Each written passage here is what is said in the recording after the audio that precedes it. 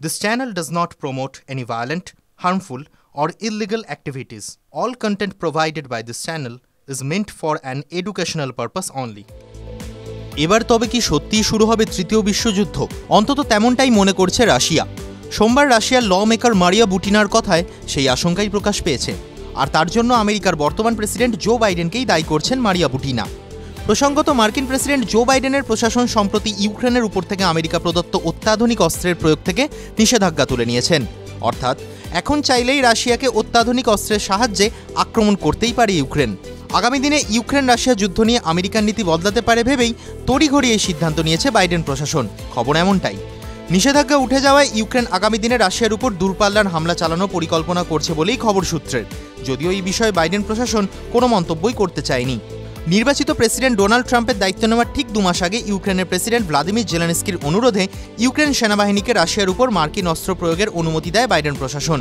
এর ফলে সীমানা থেকেই রাশিয়ার সেনাঘাঁটিতে আক্রমণ চালাতে পারবে ইউক্রেন। সূত্রের খবর, প্রথমে ATACMS রকেট ব্যবহার করে হামলা চালানো হতে পারে। এই রকেট 190 মাইল অর্থাৎ 360 কিলোমিটার পর্যন্ত হামলা করতে পারে। এরপরেই মুখ খুলেছেন মারিয়া বুটিনা। তিনি বলেন, বাইডেন প্রশাসন ক্ষমতায় থাকতেই যুদ্ধ পরিস্থিতিকে সর্বাধিক খারাপ পর্যায়ে নিয়ে যেতে চাইছে।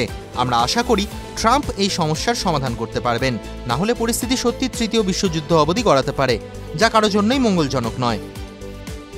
রাশিয়ার উচ্চকক্ষের আন্তর্জাতিক বিষয়ক কমিটির প্রথম উপপ্রধান ভ্লাদিমির জাভারভ জানিয়েছেন, ইউক্রেন আমেরিকার মিসাইল ব্যবহার করে আক্রমণ করলে মস্কো সঙ্গে সঙ্গেই প্রতিক্রিয়া দেবে। তিনি বলেন, এটি তৃতীয় বিশ্বযুদ্ধ শুরুর দিকে খুব বড় পদক্ষেপ।